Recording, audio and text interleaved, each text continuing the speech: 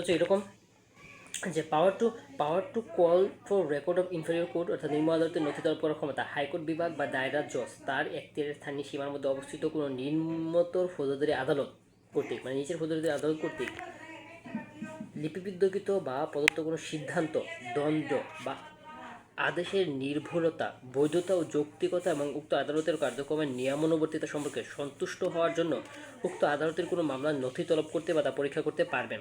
এই নথি তলবের সময় নির্দেশ দিতে পারবেন যে নথির পরীক্ষা সাপেক্ষে কোনো শাস্তি কার্যকর স্থগিত থাকবে এবং আসামি আটক থাকলে তাকে জামিনে বা তার নিজের মুস্তাকিল মুক্তি দিতে হবে। নথি তলবের ক্ষমতা আছে হাইকোর্ট বিভাগ এবং দায়রা জজের। নথি তলবের সময় হচ্ছে দণ্ড স্থগিত রাখবে এবং আটক থাকলে তাকে জামিনে মুক্তি দিতে পারবে। আচ্ছা, নথি তলবের উদ্দেশ্য হচ্ছে নিম্ন আদালতের কোনো সিদ্ধান্ত, দণ্ড বা আদেশের নির্ভরতা, বৈধতা ও যৌক্তিকতা দায়ী করা। নিম্ন আদালতের কোনো ডিসিশন, সিদ্ধান্ত, দণ্ড বা আদেশের নির্ভরতা ও বৈধতা যৌক্তিকতা যাচাই করা, কার্যক্রমের নিয়মবদ্ধতা, রেগুলারিটি সম্পর্কে সন্তুষ্ট হওয়া। 437 অনুসন্ধান আদেশের দেওয়ার ক্ষমতা হচ্ছে পাওয়ার টু অর্ডার ইনকোয়ারি। নিচের বিষয়গুলো সম্পর্কে হচ্ছে হাইকোর্ট ও দায়রা জজ, ঠিক আছে, হাইকোর্ট ডিভিশন এবং দায়রা জজ অধিকতর অনুসন্ধানে আদেশ দিতে পারবেন, যেমন 203 ও 204-3 ধারা অনুসারে খারিজকৃত নালিশ এবং অভিযোগ থেকে রেহাইপ্রাপ্ত ব্যক্তি, ঠিক আছে, খারিজকৃত নালিশ এবং হচ্ছে রেহাইপ্রাপ্ত ব্যক্তি। ধারা 203 ও 204-3 অনুযায়ী হচ্ছে অভিযোগ খারিজ করার বিষয়ে অনুসন্ধান করার জন্য হাইকোর্ট বিভাগ ও দায়রা জজ সিজেডএম এবং সিএমএম বা তার অধীনস্থ ম্যাজিস্ট্রেট নির্দেশ দিতে পারবে। এছাড়া অনুযায়ী কোনো রেহাইপ্রাপ্ত ব্যক্তি কি ধরনের ব্যক্তি রেহাইপ্রাপ্ত ব্যক্তি সম্পর্কে কোনো কারণ দর্শানোর সুযোগ না দিয়ে তদন্ত নির্দেশ দিবেন না। আচ্ছা, high court division power of revision 439 বলতে রিভিশন সম্পর্কে এখানে বলতে হাইকোর্ট ডিভিশন নিজে যে মামলা নথি তলব করেছেন বা যা আদেশের জন্য প্রেরিত হয়েছে বা যা অন্য কোনো ব্যক্তি হাইকোর্ট বিভাগে গোচরীভূত হয়েছে সেই মামলার ক্ষেত্রে হাইকোর্ট বিভাগ তার বিচারিক ক্ষমতা বলে 423, 26, 27 ও 28 ধারা আপিল আদালতকে অথবা 338 ধারায় কোনো আদালতকে প্রদত্ত ক্ষমতাসমূহের মধ্যে যে কোনোটি প্রয়োগ করতে পারবেন এবং দণ্ড বৃদ্ধি করতে পারবেন। এবং রিভিশনে এখতিয়ার সম্পন্ন আদালতের বিচারকগণ যখন তাদের অভিমতে সমানভাবে বিভক্ত হন তখন মামলাটা 429 দ্বারা বর্ণিত পদ্ধতিতে নিষ্পত্তি করতে পারবেন। কী করতে পারবেন? 429 দ্বারা বর্ণিত পদ্ধতিতে মামলাটা নিষ্পত্তি করতে পারবেন। আসামি আত্মপক্ষ সমর্থনে নিজে বা কৌশলীর মাধ্যমে তার বক্তব্য পেশ করার সুযোগ না পেলে এ ধারা অনুসারে তার বিরুদ্ধে কোনো আদেশ দেওয়া যাবে না। এ ধারা অনুসারে মানে আত্মপক্ষ সমর্থনের জন্য হয় সে নিজে বা কৌশলীর মাধ্যমে, ঠিক আছে, আচ্ছা, মানে যুক্তিতর্ক পেশ করার সুযোগ পাবে। এ ধারা সংশ্লিষ্ট দ্বন্দ্ব কোনো ম্যাজিস্ট্রেট কর্তৃক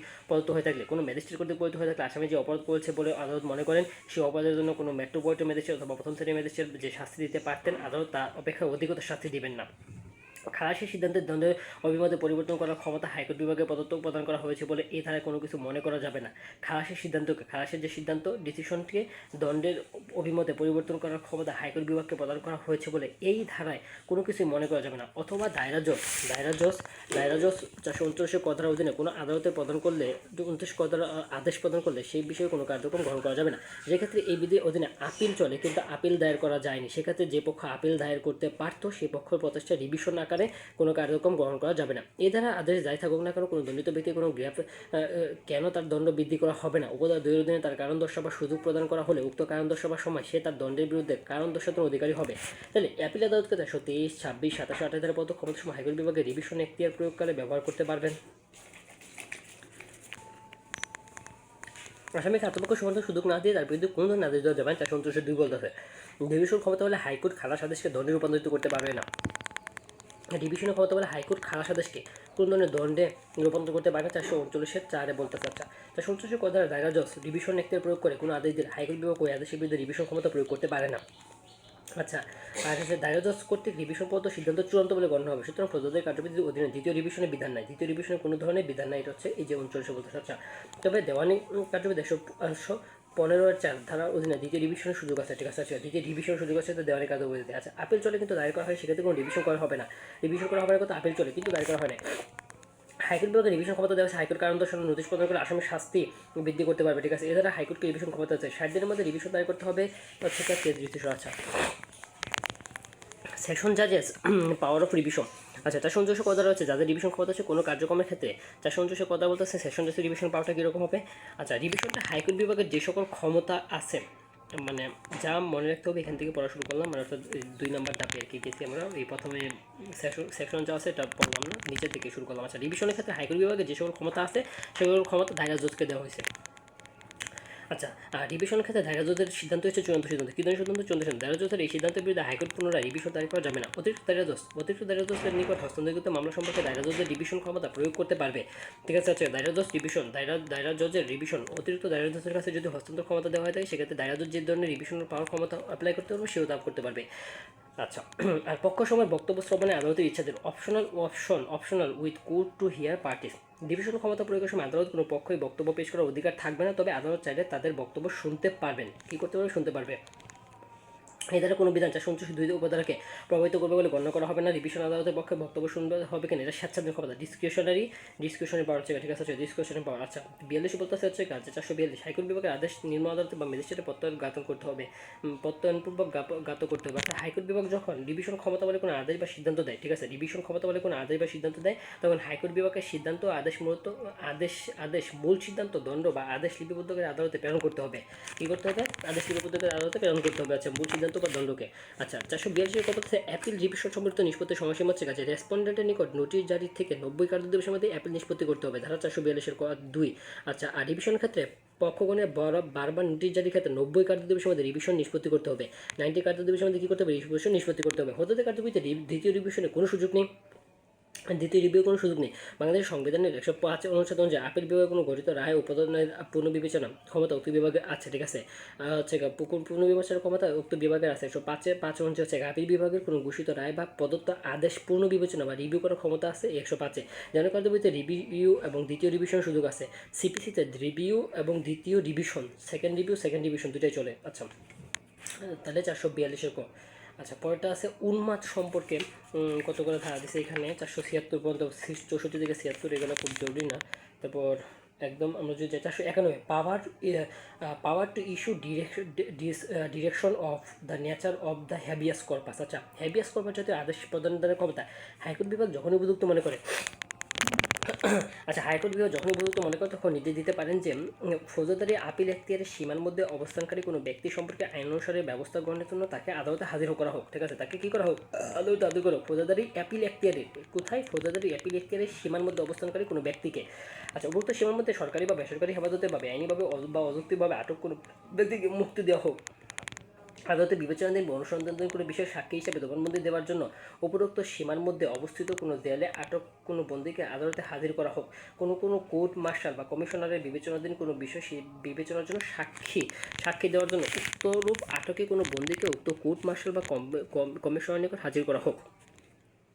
মূলত এই দ্বারা কথা হচ্ছে এই 491 কথা হচ্ছে 491 দ্বারা 204 পৃষ্ঠা আছে। হাইকোর্ট নির্দেশ দিতে পারে যে আইনানুগ ব্যবস্থা গ্রহণের জন্য কোনো ব্যক্তিকে আদালতে হাজির করা হোক। 491 1 দ্বারা, ঠিক আছে, আইনানুগ ব্যক্তিকে আদালতে হাজির করা হোক, ঠিক আছে। হাইকোর্ট নির্দেশ করে আইনানুগ ব্যবস্থা গ্রহণের জন্য কোনো ব্যক্তিকে আদালতে হাজির করা হোক। আচ্ছা জেলে আটক কোনো বন্দীকে সাক্ষী হিসাবে জবানবন্দি দেওয়ার জন্য হাজির হওয়ার আদেশ হাইকোর্ট দিতে পারে, ঠিক আছে। জেলে আটক কোনো বন্দীকে সাক্ষী হিসাবে জবানবন্দি দেওয়ার জন্য হাজির হওয়ার আদেশকে দিতে পারে হাইকোর্ট। হাজির হওয়ার আদেশও হাইকোর্ট দিতে পারে। হাইকোর্ট কোনো বন্দীকে একজনের হেফাজতের থেকে অন্যজনের হেফাজতে রাখার নির্দেশও দিতে পারে। মূলত এটা হচ্ছে হ্যাবিয়াস কর্পাস জাতীয় আদেশ জানার ক্ষমতা। আচ্ছা আচ্ছা আরেকটা বলতেছে কি এই যে 492 আছে পাবলিক প্রসিকিউটর নিয়োগের ক্ষমতা, ঠিক আছে, ঠিক আছে, 207 পৃষ্ঠা 492। আচ্ছা পাবলিক প্রসিকিউটর নিয়োগের ক্ষমতা ঠিক আছে যে সরকার কোনো মামলা বা নির্দিষ্ট শ্রেণীর মামলার জন্য পাবলিক প্রসিকিউটর নামক এক বা একাধিক কর্মকর্তা নিয়োগ করতে পারে। কোনো একটা মামলা বা নির্দিষ্ট মামলার জন্য সরকার কোনো মামলা বা নির্দিষ্ট কোনো মামলার জন্য করতে পারে, ঠিক আছে। আচ্ছা পাবলিক প্রসিকিউটর অনুপস্থিত যেক্ষেত্রে পাবলিক প্রসিকিউটর নিযুক্ত হন না সেক্ষেত্রে জেলা ম্যাজিস্ট্রেট কী করতে পারবে? জেলা ম্যাজিস্ট্রেট সরকার কর্তৃক এই সম্পর্কে নির্ধারিত পদে নিম্নপদস্থ পুলিশ কর্মকর্তা ব্যতীত অন্য যে কোনো ব্যক্তিকে পাবলিক প্রসিকিউটর নিয়োগ করতে পারেন। তাহলে পাবলিক প্রসিকিউটর নিয়োগ হতে পারে জেলা ম্যাজিস্ট্রেট সরকার কর্তৃক এই সম্পর্কে নির্ধারিত পদের নিম্নপদস্থ পুলিশ কর্মকর্তা ব্যতীত যে কোনো ব্যক্তিকে নিয়োগ দিতে পারে। আচ্ছা পাবলিক প্রসিকিউটর সকল আদালতের 493 বলতেছে পাবলিক প্রসিকিউটর সকল আদালতের তার দায়িত্ব ন্যস্ত মামলা পরিচালনা করতে পারবেন। পাবলিক প্রসিকিউটর সকল আদালতে তার দায়িত্বে ন্যস্ত মামলা পরিচালনা করতে পারবেন। ব্যক্তিগতভাবে নিযুক্ত উকিলগণ তার নির্দেশন যে কাজ করবেন। আচ্ছা 494 বলতেছে মামলা প্রত্যাহার effect of withdrawal from prosecution. আচ্ছা পাবলিক প্রসিকিউটর রায় ঘোষণা পূর্বে মানে আগে আদালতের অনুমতি নিয়ে কোনো ব্যক্তির বিরুদ্ধে আইনত মামলা প্রত্যাহার করতে পারবেন এবং এই প্রত্যাহারের ফলে অভিযোগ প্রণয়নের পূর্বে প্রত্যাহার করা হলে আসামিকে অব্যাহতি দান করতে হবে, অভিযোগ প্রণয়নের পর প্রত্যাহার করা হলে আসামিকে খালাস দিতে হবে। তাহলে অভিযোগ প্রণয়নের পূর্বে মানে আগে প্রত্যাহার করা হলে আসামিকে অব্যাহতি দিতে হবে আর অভিযোগ প্রণয়নের পর প্রত্যাহার করা হলে আসামিকে খালাস দিতে হবে। আচ্ছা এটা বলছে কাজ সরকারের পক্ষে মামলা পরিচালনার অনুমতি আর কোনো মামলা অনুসন্ধান বা বিচারকারী ম্যাজিস্ট্রেট অন্য যে কোনো ব্যক্তির বাদী পক্ষের মামলা পরিচালনার অনুমতি দিতে পারবেন, কিন্তু ক্ষমতাপ্রাপ্ত কোনো কর্মকর্তা ব্যতীত কোনো ব্যক্তি উক্ত অনুমতি ব্যতিরেকে বাদী পক্ষের মামলা পরিচালনার অধিকারী হবেন না। 495। আচ্ছা 496 বলছে যে বেল সম্পর্কে, ঠিক আছে। আচ্ছা, বেল সম্পর্কে আমরা যদি পড়ি এখন। আচ্ছা, বেল হচ্ছে তোমার in what case bail to be taken. আচ্ছা, কোনো ব্যক্তি জামিনযোগ্য অপরাধ ব্যতীত অন্য কোনো অপরাধে 496 অপরাধে বিনা ওয়ারেন্টি গ্রেপ্তার হলে আদালত তাকে মুক্তি দিবেন। পুলিশ হেফাজতে হতে মুক্তি দিয়ে অভিযুক্ত ব্যক্তিকে নির্দিষ্ট দিনে ও সময় আদালতে হাজির হওয়ার শর্তে জামিনদার নিকট সমর্পণ করাকে জামিন বলে থাকে। জামিন দেওয়া আদেশসূচক, জামিন করা একটা আদেশসূচক কাজ, ঠিক আছে। জামিনযোগ্য অপরাধের ক্ষেত্রে জামিন প্রাপ্তির সুযোগ আইনগত অধিকার। জামিন দেওয়ার অপরাধের ক্ষেত্রে জামিন প্রাপ্তির সুযোগ একটা আইনগত অধিকার। আচ্ছা, 496 ধারা জামিনযোগ্য অপরাধের ক্ষেত্রে আসামি অফ রাইট জামিনে প্রার্থনা করতে পারে এবং সেক্ষেত্রে আদালত জামিন দিবেন shall be released on bail. 496 ধারা জামিন দেওয়ার আদালতের জন্য কি একটা বাধ্যতামূলক, আর এটা হচ্ছে আসামির একটা রাইট, ঠিক আছে। আরেকটা বলতে হচ্ছে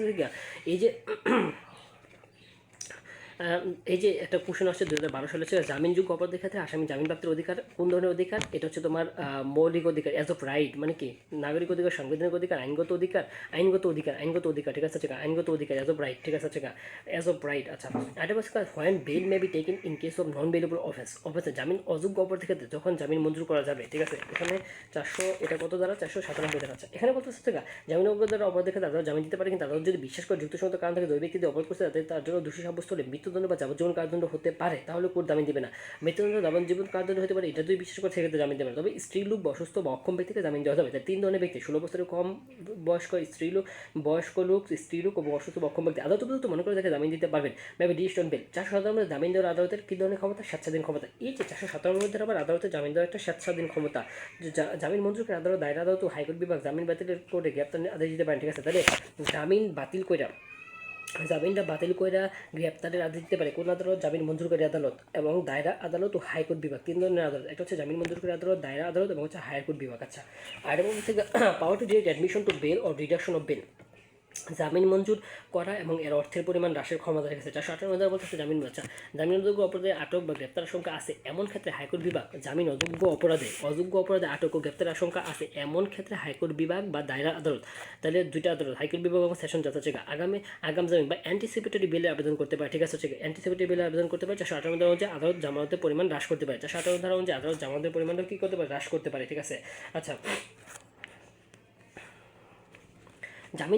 জামিনদারের অব্যাহতি 502 ধারা বলতেছে জামিনদারের অব্যাহতি সম্পর্কে। আচ্ছা, এখানে বলতে চাচ্ছে কি যে জামিনে মুক্ত কোনো ব্যক্তি হাজির হওয়ার জন্য জামিনদারের সকলকে বা যে কোনো একজনকে যে কোনো সময় মুক্তি বাতিল করার জন্য কোনো ম্যাজিস্ট্রেটের নিকট আবেদন করতে পারবেন। এরূপ আবেদন করা হলে জামিনে মুক্ত ব্যক্তিকে হাজির করার নির্দেশ দিয়ে ম্যাজিস্ট্রেট গ্রেফতারি পরোয়ানা জারি করতে পারেন। পরোয়ানা অনুসারে উক্ত ব্যক্তি হাজির হলে ম্যাজিস্ট্রেট মুচলেখাটি বাতিল করবেন। ম্যাজিস্ট্রেট কী করবে? মুচলেখা বাতিল করবেন এবং উক্ত ব্যক্তিকে অন্য জামিনদার সংগ্রহ করতে বলবেন এবং যদি সংগ্রহ করতে না পারে তাহলে তাকে হাজতে প্রেরণ করবেন, ঠিক আছে। আচ্ছা, আর যখন সাক্ষীর উপস্থিতি বাদ দেওয়া যায় বা কমিশনের কার্যবিধি, when attendance of witness may be dispensed with issue of commission and procedure thereunder, metropolitan magistrate, chief judicial magistrate বা দায়রা আদালত অথবা হাইকোর্ট বিভাগ যখন ন্যায় বিচারের স্বার্থে কোনো সাক্ষী জবানবন্দি গ্রহণ করা প্রয়োজন মনে করে কিন্তু বিলম্ব ব্যয় অথবা অসুবিধা ব্যতীত উক্ত সাক্ষীকে হাজির করা অসম্ভব না হয়, আদালত উক্ত সাক্ষীকে হাজির হতে রেহাই দিতে পারে এবং উক্ত সাক্ষীর জন্য গ্রহণের জন্য কমিশন দিতে পারেন, ঠিক আছে। এই যে সাক্ষী জবানবন্দি গ্রহণের জন্য কমিশন 503 ধারা আছে কমিশন সম্পর্কে কথা আছে। 504 আছে মহানগর এলাকা অবস্থানকারী সাক্ষী ক্ষেত্রে কমিশন।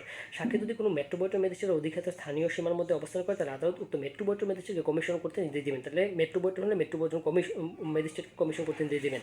পক্ষগণ সাক্ষীদের জবানবন্দি গ্রহণ করতে পারবে, ঠিক আছে। পক্ষগণ সাক্ষীদের জবানবন্দি গ্রহণ করবে। কমিশন দানকারী আদালত যে বিষয়ে মূল বিষয়ের সাথে প্রাসঙ্গিক বলে মনে করে সেই বিষয়ে প্রশ্নমালা প্রদান করতে পারবেন। কমিশন প্রদানকারী 506 বলতেছে কমিশন প্রদানকারী অধীনস্থ আদালত ম্যাজিস্ট্রেট আবেদন করার ক্ষমতা।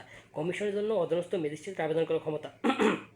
কমিশনের জন্য অধীনস্থ magistrate chief judicial magistrate, chief metropolitan magistrate নিকট আবেদন করবেন এবং চিফ জুডিশিয়াল ম্যাজিস্ট্রেট বা চিফ মেট্রোপলিটন ম্যাজিস্ট্রেট ইতিপূর্বে বর্ণিত উপায়ে কমিশন দিতে পারবেন অথবা আবেদন অগ্রাহ্য করতে পারবেন। কমিশন দিতে পারে অথবা অগ্রাহ্য করতে পারে। সাথে কমিশন ফেরত প্রদান, রিটার্ন অফ কমিশন কথা হচ্ছে 507। এর মধ্যে কমিশন যথাযথভাবে সম্পাদিত হওয়ার পর কমিশনটা যে আদালত হতে প্রদত্ত হয়েছিল সেই আদালতে ফেরত দিতে হবে। 508 বলতে হচ্ছে অনুসন্ধান বা বিচারে মুলতবিকরণ অর্থাৎ অ্যাডজুর্নমেন্ট অফ ইনকোয়ারি অর ট্রায়াল। যে ক্ষেত্রে 503 বা 506 অধীনে কমিশন দেওয়া হয়েছে সেক্ষেত্রে কার্যকারীকরণ ও ফেরত দেওয়ার জন্য ন্যায়সঙ্গতভাবে পর্যাপ্ত কোনো নির্ধারিত সময়ের জন্য সংশ্লিষ্ট অনুসন্ধান ও বিচার বা অন্য কোনো কার্যক্রমে মুলতবি রাখা যাবে। আচ্ছা, সাক্ষ্যের বিশেষ বিধিমালা হচ্ছে 509 চিকিৎসক সাক্ষীর জবানবন্দি চিকিৎসক হিসাবে সাক্ষীর জবানবন্দি, সাক্ষীর বিশেষ বিধিমালা 509 থেকে 512 বন্ধ আছে।